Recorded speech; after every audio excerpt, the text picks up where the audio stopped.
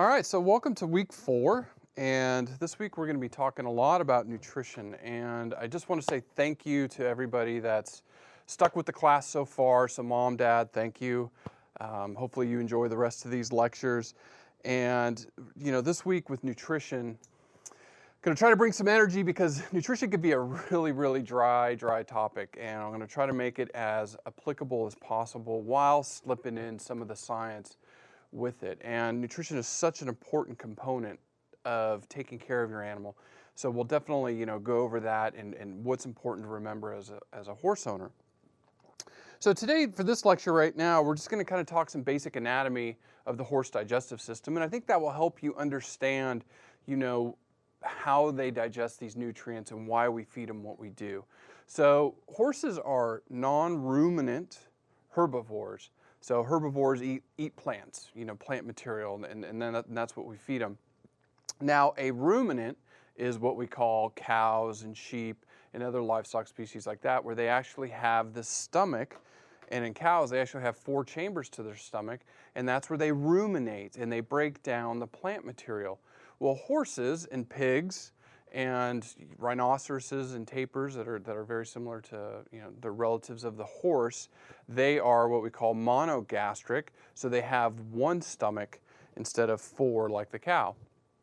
And this plant material that goes through their stomach into the small intestine, then to the hindgut, that's where it's fermented and that's where it's broken down. So all the stalks and parts of the leaves that don't get broken down in the small intestine actually get broken down in the hindgut.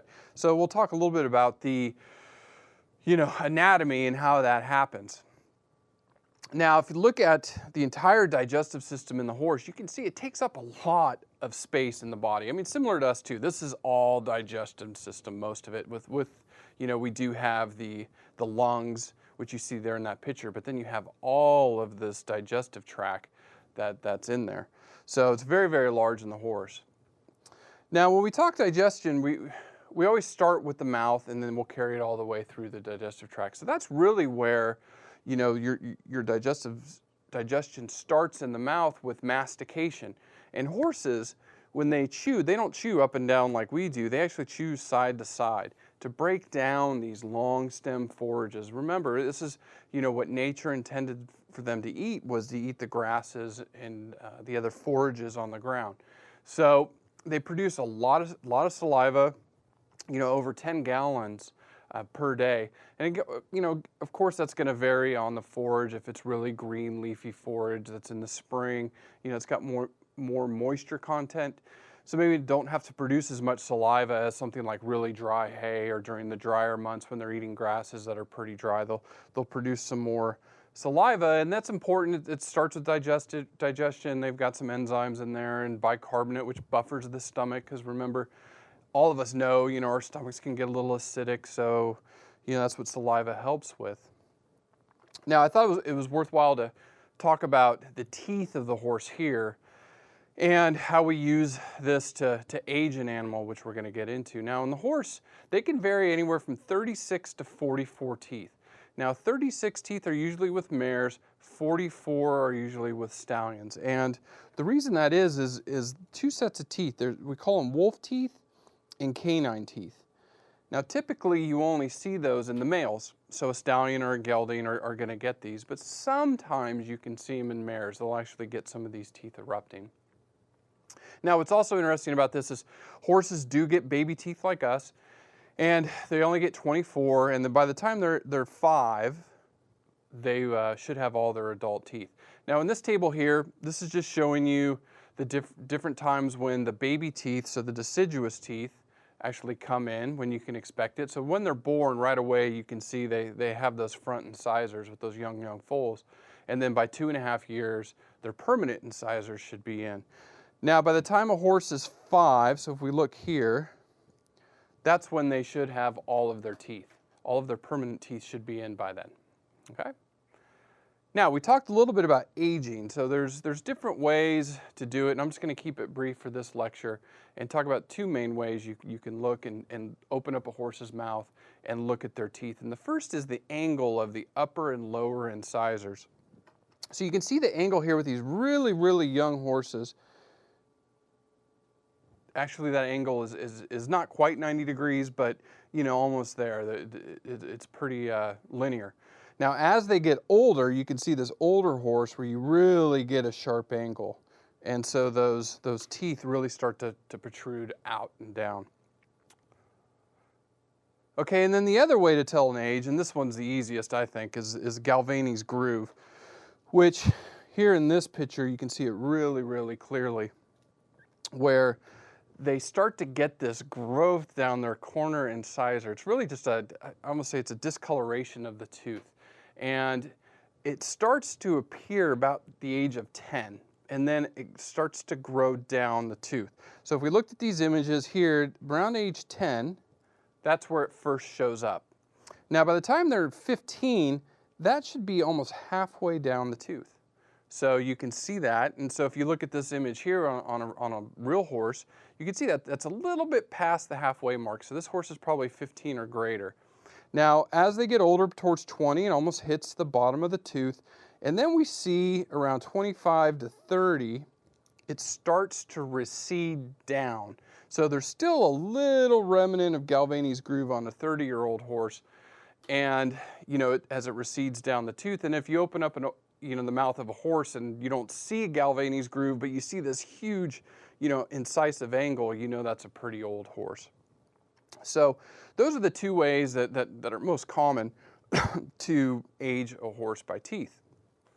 So moving down from the mouth, the feed is carried down by the esophagus. It takes this food bolus mixed with saliva, carries it down, which is pretty long, 4.5 feet, into the stomach. Now the stomach is really small in the horse compared to the rest of the digestive tract. It actually is only made up about 10%. And again, when we talk about, we talked a little bit about behavior last week. In horses and donkeys and mules and all these other equids, even zebras today, are meant to eat small meals all day. So they go and eat little meals, and so the food carried in the stomach, it doesn't need to be large. It's where cattle or some of these ruminants, they go and eat large meals, and then they go and sit under a tree, and they'll chew their cud, re-swallow it, regurgitate it, chew some more, mix it with the bacteria in its stomach to digest that long forage. That is not true with the equids. They eat this forage, it gets in the stomach, gets mixed a little bit, and then gets passed on pretty quickly. So we can actually see that the feed actually passes within like 15 minutes or less. It can be out of there. Now, what's also interesting about horses is horses cannot vomit like cows can, or even our dogs and cats and other pets, because they have a really tight sphincter between the esophagus and the stomach. So that prevents them from vomiting. And like I said, that feed is in there, 15 minutes roughly, gets mixed, and then gets passed on to the small intestine. Now, the small intestine is really long, 70 feet or 21 meters. So, if you look at a 7-story building and took it from the bottom all the way up to the top, that's about how long the small intestine is in the horse. And this is really important because this is the major site of digestion and absorption. So this is where a lot of the horse gets its nutrients. Things such as protein, carbohydrates, vitamins, minerals, all of these get broken down and absorbed in the small intestine. Now, really, and it sticks with the plant material, the plant material that is not broken down or digested in the small intestine gets passed into the cecum. So the cecum is kind of a large vat, getting into this hind gut. And you can see it's very similar to the stomach of a cow or the rumen of a cow. This is where that forage is getting mixed with the bacteria that breaks down, or the microbes that break down the plant material. And then it gets some more nutrients in its diet from there. Now, I will say here too, this is, we talked about laminitis. When a horse or a donkey or other equid goes and eats a lot of grain, so they go and just eat grain as much as they can, and that large meal gets in their stomach and is passed on to the small intestine. Well, a lot of that grain doesn't get digested in the small intestine, so they empty into this cecum. And this is where those microbes just go crazy. That's what we talked about in laminitis. So that's why we see that happening. Now, normally, when we feed a grain, either 5 pounds or less per meal, that grain will most of it will get digested in the small intestine, and we're not worried about it. It's just these horses that get into the feed bag and eat themselves. Now, going on from the cecum, we go into the large colon, and this is huge, where you can see 20 gallons or 75 liters. And so this is where those microbes, broken down those nutrients, gets passed on to the large colon, and these are where those are absorbed. Now, I also put this in here because a talk later in the week is going to be on colic, and this is where we see a lot of impaction because of the twists and turns.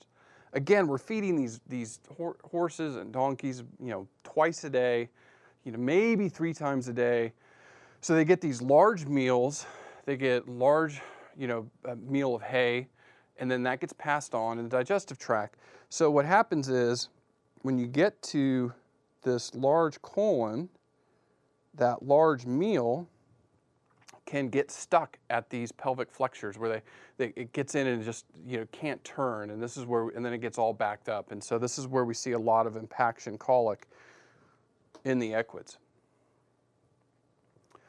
Now, after the large colon, the small colon and rectum, again, a little bit smaller in the digestive tract, and this is where a lot of the water is absorbed from the diet. So all of that plant material that had a lot of moisture, that's where it's absorbed, and this is where it forms those fecal balls that we see with horses. Now, during the spring, anybody that owns any of these animals knows, during the spring when the forage is really rich in moisture and really green, the small colon probably can't absorb all that water, so their feces is a little bit more watery than, say, late summer or in the winter when they're eating more dry forage.